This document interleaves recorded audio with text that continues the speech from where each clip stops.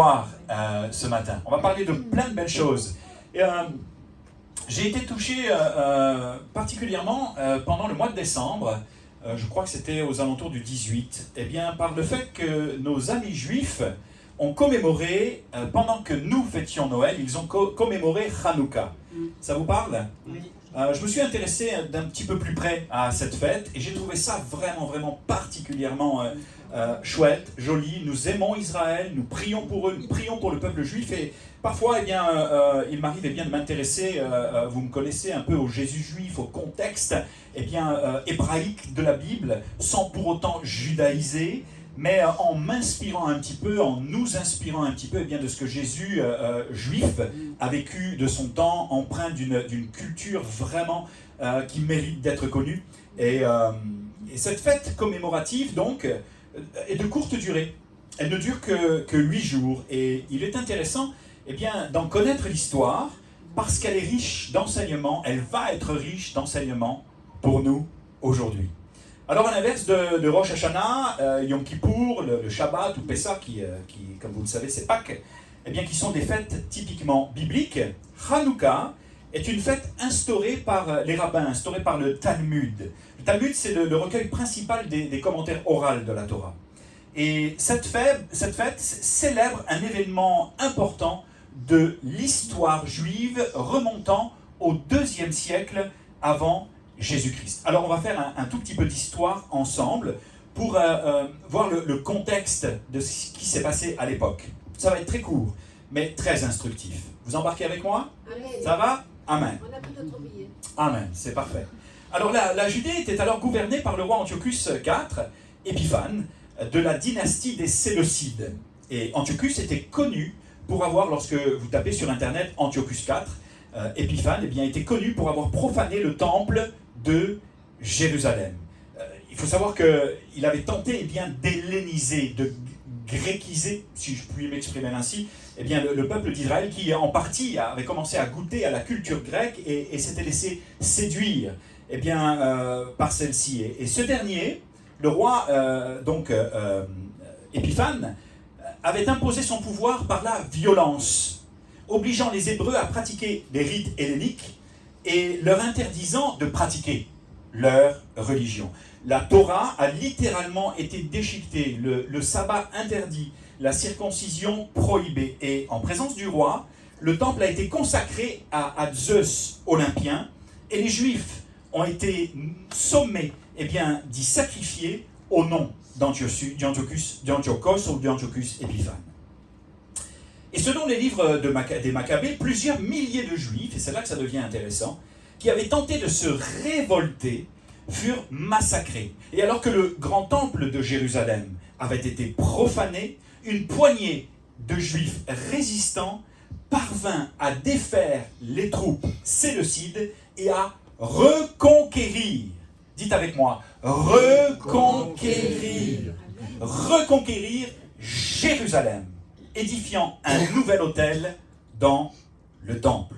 Et le mot Hanouka, qui signifie inauguration ou dédicace, célèbre donc cette reconquête. Il y a une deuxième partie dont je vais vous parler tout à l'heure, la partie miraculeuse. Mais là, je voudrais m'attarder à la notion de conquête et de reconquête. Hanouka qui signifie inauguration et dédicace. Et d'ailleurs, dans le Nouveau Testament, c'était une fête à laquelle participait Jésus, on le lit eh bien, dans la fête de la dédicace du temple, dans l'évangile de Jean, chapitre 10, verset 22. C'est quelque chose qui a marqué l'histoire du peuple d'Israël.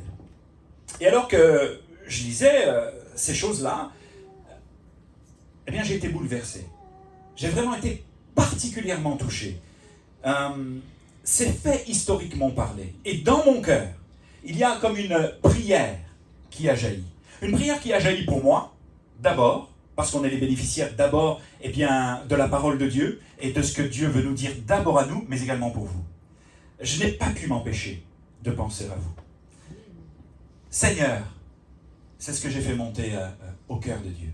Seigneur, s'il te plaît, donne-nous ce matin, en 2023, d'être animés, passionnés par un esprit de conquête et de reconquête.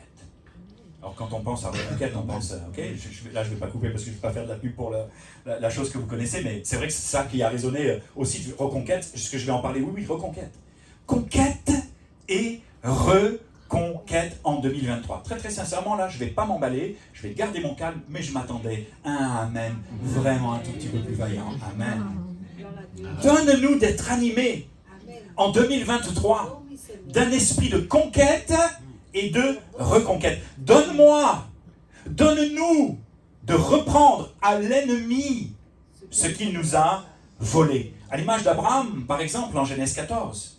Ou donne-nous de reprendre, de devoir être restauré ce que j'ai perdu à cause du découragement, à cause de ma négligence, ou à cause de la fatigue, fatigué de combattre, fatigué d'espérer, fatigué d'attendre que les choses changent. Père, donne-moi ou redonne-moi la joie de mon salut, la paix ou la foi que j'ai perdue. Une autre prière. Tout cela est venu au fur et à mesure et ça a inondé mon cœur. Et je prie que le vôtre le soit aussi ce matin. Anime-nous ici en 2023 à Forbach, à l'église Connexion. Anime-nous d'un esprit différent. Un esprit différent à l'image de Josué et Caleb qui ont fait entrer toute une génération dans les promesses de Dieu. Je ne peux pas vous cacher que c'est le vœu de Connexion, c'est le vœu de notre équipe, c'est le vœu de notre cœur. Être animé d'un esprit différent et permettre à toute une génération de jeunes et de moins jeunes de goûter, combien ils disent au Québec, Dieu est bon. Amen. Toute une génération d'hommes et de femmes, de jeunes et de moins jeunes, de les faire entrer dans les promesses afin qu'ils goûtent à son salut, qu'ils goûtent à sa grâce, qu'ils goûtent à son amour, qu'ils goûtent à sa présence, qu'ils goûtent et expérimentent sa puissance. C'est le vœu de notre cœur et je vous le souhaite en 2023. Nombre 14-24 nous dit à ce sujet, et parce que mon serviteur Caleb, et il est question de Josué également, a été animé d'un autre esprit, d'un esprit différent, et qu'il a pleinement suivi ma voie, je le ferai alors entrer dans le pays où il est allé, et ses descendants le posséderont. Esprit de conquête et de reconquête en 2023. Aide-nous, Seigneur, à avoir une vision claire de ta volonté, une vision précise, une vision claire de ta volonté, afin que nous fassions ce que tu veux que nous fassions. D'ailleurs, à ce sujet, je vais le redire en fin de message, eh bien, on va vous inviter à prendre une date, à prendre note une date, la date peut-être la plus importante de l'année. C'est le 11 février, samedi 11 février. On va se réunir ici et on va vous présenter la vision Connexion, la vision de l'Église, la vision que le Seigneur a mis dans notre cœur pour notre Église, votre Église, et pour la région. Aide-nous à marcher par la foi, à ne pas avoir peur de combattre, à ne pas éviter le combat parce que ça nous fait peur. Aide-nous à marcher par la foi, à ne pas avoir peur de combattre, à saisir la victoire sur les défis et les obstacles de nos vies. Ranime la flamme de ma passion et de mon amour pour toi. Que ma lumière brille tout à nouveau et que mon zèle pour te servir soit ravivé puissamment en 2023. Vous l'aurez remarqué, c'est plus un message sous forme de vœux ou des vœux sous forme de message. Mais c'est vraiment ce que je vous souhaite et je pense que c'est ce que Dieu vous souhaite également. Aide-nous à conquérir. Et j'espère que ça va être votre prière aussi, qu'en sortant de ce lieu, vous soyez animés de cette mentalité, de cette vision et de cet état d'esprit. Aide-nous à conquérir ou reconquérir les lieux perdus de nos vies, les lieux secs, comme il en était question dans la prophétie tout à l'heure, comme la prière et l'adoration, la lecture de ta parole, que ta présence m'anime et le désir d'intimité avec toi me dévore. Aide-nous, Père, à refuser le statu quo, la stagnation, que nos progrès spirituels soient évidents, se voient aux yeux de tous. C'est ce que l'apôtre Paul dira et va souhaiter à Timothée en 1 Timothée chapitre 4 verset 14. Ne néglige pas le don qui est en toi. Et ça c'est un épître pastoral, c'est un conseil pastoral et ça me parle d'abord à moi. Ne néglige pas et priez pour moi, priez pour Sandrine, priez pour l'équipe parce que je crois que c'est ce que Dieu aussi veut nous communiquer, veut nous dire et veut nous amener à développer. Ne néglige pas le don qui est en toi et qui t'a été donné par prophétie avec l'imposition des mains de l'Assemblée des Anciens. Occupe-toi de ces choses. Donne-toi tout entier à elles, afin que tes progrès soient évidents pour tous. Nous prions que vos progrès spirituels soient évidents, que cela se voit et qu'en vous voyant, cela soit une bénédiction pour chacun d'entre nous. On s'observe, hein? On se jauge, on ne se juge pas, mais on s'apprécie aussi par le discernement. Et lorsque l'on voit les progrès spirituels de quelqu'un qui vient de naître de nouveau, qui grandit par la foi, qui est baptisé du Saint-Esprit, qui est rempli, je pense à Liliane. Moi, lorsque je vois Liliane, lorsque je vois ses progrès, je suis édifié, je suis béni, je suis juste encouragé. Rien que de la voir et d'être au contact, d'entendre ce qu'elle vit, ce qu'elle expérimente, ça me bénit. Amen. Que vos progrès soient évidents, que cela se voit et édifie l'Église. Amen. Une autre prière. Seigneur, rends nos cœurs, s'il vous plaît. S'il vous plaît. J'apprécie quand vous parlez, mais pas tout le long du message. Juste un tout petit peu. Merci. Merci beaucoup. Seigneur, rends nos cœurs malléables.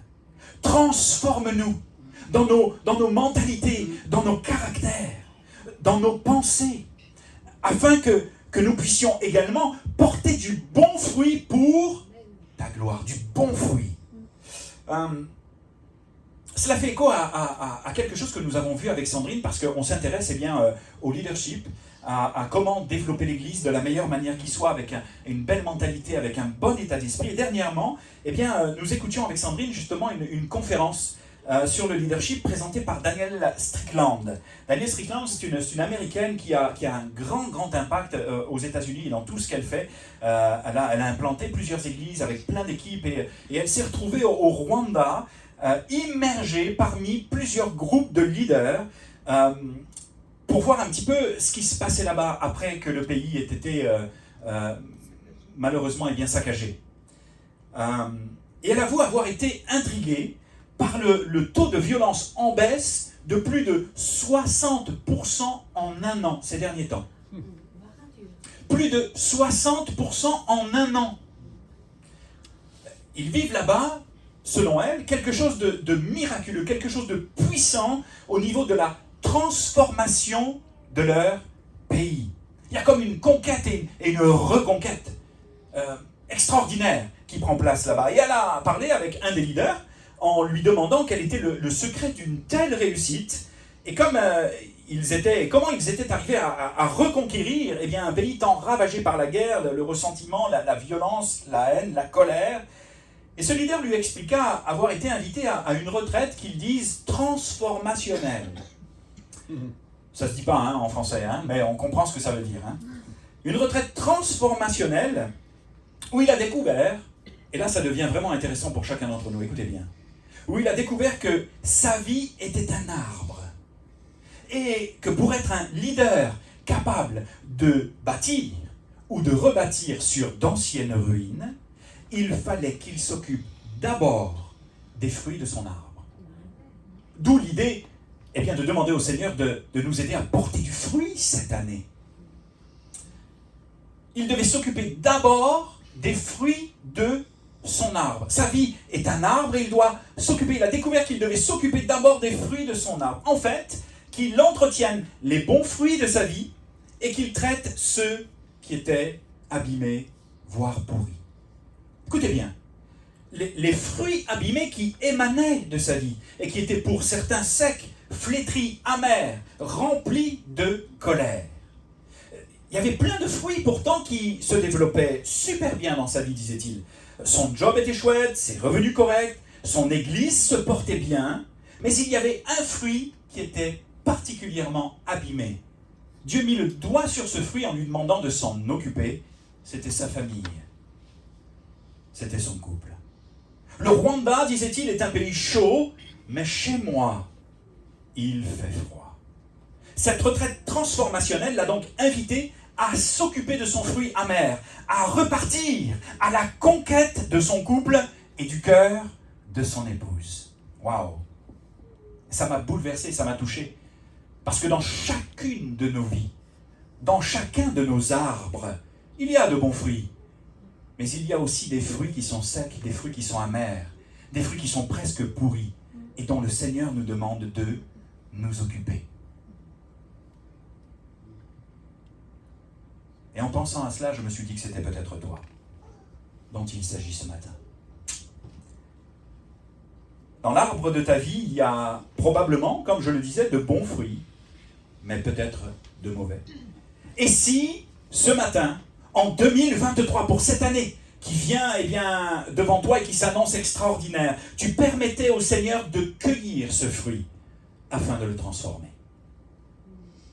Ça serait extraordinaire.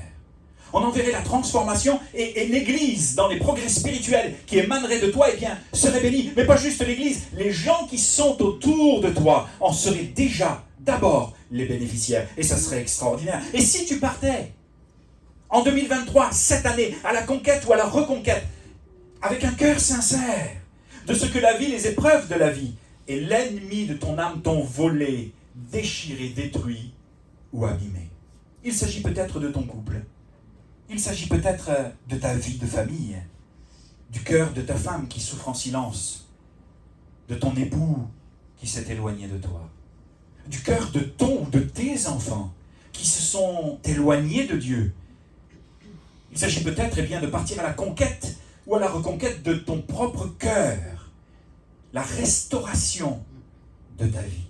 Ce fruit abîmé, le fruit de cet arbre, l'arbre de ta vie, c'est peut-être ta capacité à te mettre en colère violemment. C'est peut-être encore ce péché qui couche à ta porte et que tu n'arrives pas à dominer. Conquérir ou reconquérir un esprit de sainteté. Vous me suivez toujours? Amen, amen, amen. Ce fruit abîmé, ce fruit sec, ce fruit presque pourri de ton arbre dont tu ne t'occupes pas, c'est peut-être ta joie et ta paix, ce que tu as perdu de plus précieux et que le Seigneur veut te redonner. C'est peut-être aussi partir à la conquête ou à la reconquête en 2023 d'une plus grande intimité avec Dieu. C'est ce qui te manque et que tu as besoin de voir se développer dans ta vie afin que l'arbre de ta vie porte davantage de bons fruits. La Bible nous dit que nous sommes également le temple du Saint-Esprit, en référence au temple que les Maccabées ont reconquis.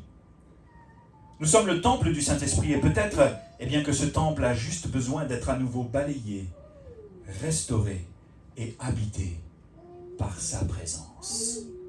Et là, je peux te dire une chose, ça va tout changer dans ta vie. Vraiment tout changer dans ta vie. Amen, vous me suivez toujours? Amen. Je veux un message court ce matin. Pas besoin d'épiloguer. On comprend tous ce que le Seigneur nous souhaite. Et j'en oublie certainement. Et je prie que le Saint-Esprit écrive encore sur les tables de vos cœurs ce que moi je n'ai pas pu exprimer. Qu'il vous mette à part et vous parle et vous fasse du bien. Mais pour terminer, je voudrais revenir à la beauté de la fin de ce qui s'est passé avec les Maccabées. Ça va devenir de plus en plus passionnant et intéressant. Lorsqu'ils se sont réappropriés le temple, parce qu'il y a, non seulement dans cette histoire une idée de conquête et de reconquête, de révolte et de victoire, mais aussi de miracle. Est-ce que vous la connaissez, la suite de l'histoire? Oh, je vais vous la raconter, elle est passionnante. Elle est passionnante. Mais en quoi, ça va nous parler, vous allez le comprendre dans un tout petit instant. Cette histoire eut une suite étonnante, qui est à l'origine d'un des principaux rites de Hanouka. Lorsqu'ils veulent allumer la menorah du temple reconquis, lorsqu'ils voulurent allumer la menorah du temple reconquis, le candélabre à 7 branches, le chandelier à 7 branches, les Hébreux ne trouvèrent qu'une toute petite fiole d'huile ayant réchappé aux profanations des troupes du roi Antiochus. Toute petite fiole d'huile. Mais normalement, la menorah doit normalement brûler en permanence. Une si petite quantité d'huile ne pouvait la garder allumée qu'à peine une journée. 8 jours étaient en effet nécessaires pour fabriquer une huile pure après la récolte des olives.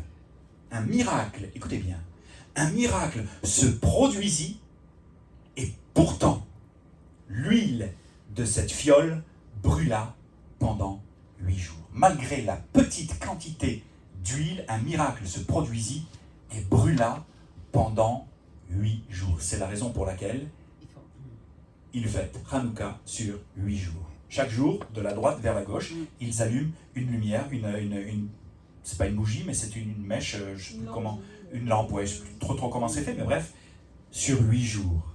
C'est la raison pour laquelle, donc, ils commémorent cela.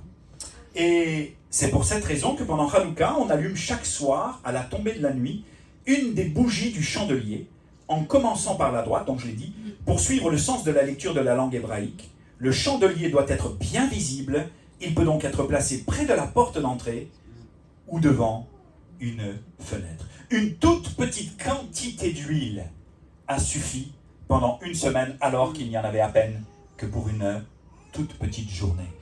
Dites-moi, j'ai une question pour vous. Et vous pourriez peut-être la poser à la personne qui est juste à côté de vous. Demandez-lui ceci. Hey, est-ce qu'il y a encore de l'huile dans ton moteur?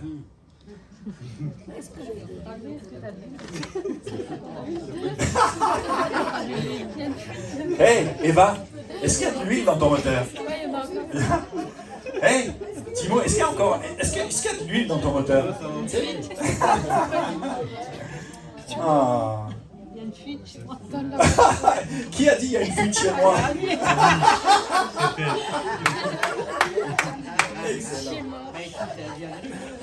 Est-ce qu'il y a de l'huile dans ton moteur?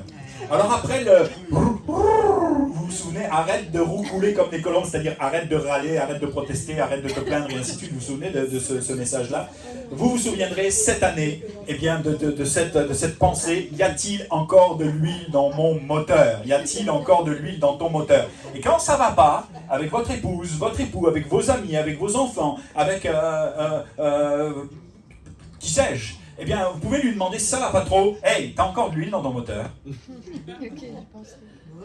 Ouais. C'est une question importante.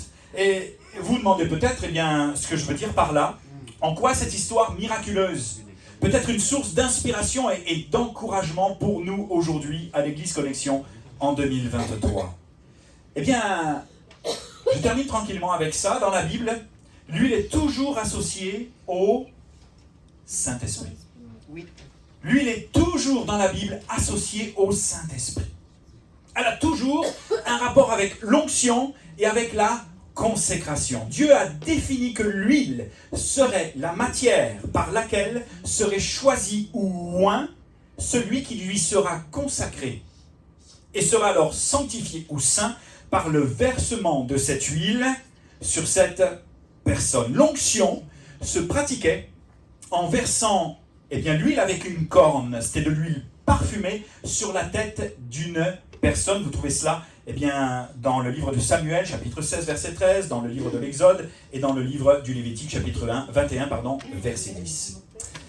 Et voici donc ce que Jésus va annoncer en rapport à cette onction, en rapport à cette consécration, en rapport à cette huile. Dans l'évangile de Luc, au chapitre 4, versets 18 et 19. C'est à comparer, bien sûr, parce que Jésus en prend l'essence de ce texte, avec Ésaïe, chapitre 61, versets 1 et 2.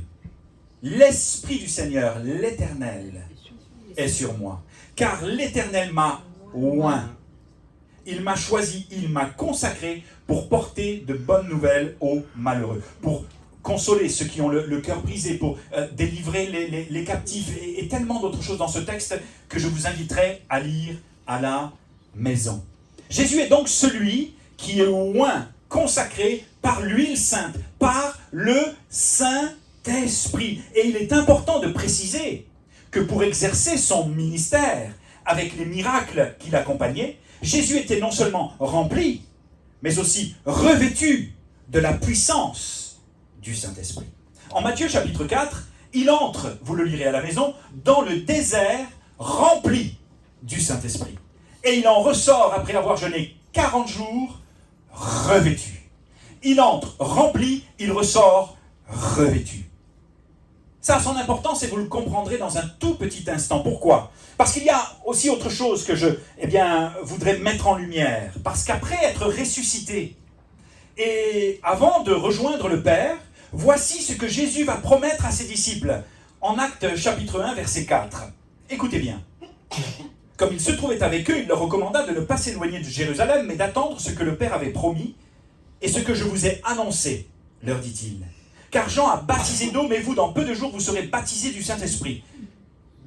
Alors, les apôtres réunis lui demandèrent, « Seigneur, est-ce en ce temps que tu vas rétablir le royaume d'Israël ?» Il leur répondit, « Ce n'est pas à vous de connaître les temps ou les moments que le Père a fixés de sa propre autorité. Mais, et je vous le souhaite pour 2023, vous recevrez une puissance, le Saint-Esprit survenant sur vous. Vous serez mes témoins à Jérusalem, dans toute la Judée, dans la Samarie et jusqu'aux extrémités de la terre. » Actes chapitre 2, verset 1. Ils sont tous ensemble dans la chambre haute, le jour de la Pentecôte. Dans le même lieu, ils prient, ils intercèdent, ils attendent l'accomplissement de la promesse. Et tout à coup, il vint du ciel comme celui d'un vent impétueux, il remplit toute la maison où ils étaient assis. Des langues semblables à des langues de feu leur apparurent, séparées les unes des autres. Waouh! Et se posèrent sur chacun d'eux. Ils furent tous remplis du Saint-Esprit et se mirent à parler en d'autres langues, selon que l'Esprit leur donnait de s'exprimer. La promesse de Jésus venait de s'accomplir de la plus belle des manières qui soit. Et c'est à partir, écoutez-moi bien, de ce point culminant de l'histoire de l'Église que l'huile du Saint-Esprit va se répandre sur les apôtres et depuis ne cessera de se répandre de génération en génération. Il ne manquera jamais d'huile pour ta vie. Le Saint-Esprit se déversera toujours sans commune mesure. Mais y a-t-il encore dans ton cœur de l'huile? La présence du Saint-Esprit qui fait toute la différence. Qui va se répandre de génération en génération, permettant que celui qui accepte Jésus comme Seigneur et Sauveur dans son cœur devienne participant de sa gloire, mais également la lumière du monde. Le candélabre, l'huile, les bougies. Écoutez bien. Voici ce que Jésus va dire en Matthieu 5, 14. Ça m'a bouleversé également. Vous êtes la lumière du monde. Par le Saint-Esprit. Une ville située sur une montagne ne peut être cachée. Et on n'allume pas une lampe pour la mettre sous le boisseau. Mais on la met sur le chandelier et elle éclaire tous ceux qui sont dans la maison. Vous êtes la lumière du monde. Et pour que la lumière brille dans nos vies, dans vos vies, il va vous falloir être animé ou réanimé par le Saint-Esprit, rempli et revêtu de sa présence et de sa puissance. Amen, amen. Voici donc ce que je vous souhaite pour 2023, en synthèse, pendant que Eva vient avec sa guitare tranquillement pour me soutenir et me porter dans cette fin de message. Je vous souhaite, les amis, de vivre une nouvelle Pentecôte. Je vous souhaite, dans vos moments de prière, d'être surpris par la présence et la puissance du Saint-Esprit. Depuis quand n'as-tu plus été surpris par la présence et la puissance du Saint-Esprit? Cela fait peut-être un moment, mais sans condamnation, sans jugement aucun. Dieu veut te faire entrer dans sa présence pour te parler, pour t'inonder, pour te remplir, pour te revêtir et pour t'amener encore bien plus loin que tu ne peux l'imaginer. Je vous souhaite de vivre une nouvelle Pentecôte. Amen. Je vous souhaite d'être vraiment renouvelé, d'être restauré, d'être consolé, d'être guéri ce matin. Je vous souhaite d'être tout à nouveau rempli et revêtu du Saint-Esprit pour que vous soyez pleinement ces lumières qui brillent dans les ténèbres. Je vous souhaite de connaître et d'expérimenter la présence et la puissance du Saint-Esprit dans la dimension de sa consolation, de sa révélation, de sa présence et de sa puissance non seulement miraculeuse, mais aussi transformatrice. Vous savez, on parle souvent de miracles de guérison et on en a eu 3 dans l'Église Connexion en 2022. Et on en attend d'autres, vraiment. Moi, je suis dans l'attente vraiment de ce que Dieu va faire. Je ne sais pas ce qu'il va faire, ni comment il va le faire, mais comme les disciples dans la chambre haute, je m'attends à ce qu'il fasse quelque chose. Parce qu'on ne peut plus vivre l'Église en 2023 comme nous l'avons vécu en 2022, en 2021, en 2020, et comme l'ont vécu toutes les églises des précédentes générations, même si elles nous ont laissé un excellent et bon héritage. Mais oubliant les choses qui sont en arrière et en cultivant ce qui a quand même été fructueux et bon, je me tourne vers ce qui est en avant parce que Dieu fait toujours toutes choses nouvelles et a encore pour ta vie des choses surprenantes et étonnantes que tu n'as pas encore vues et que tu n'as pas encore expérimentées.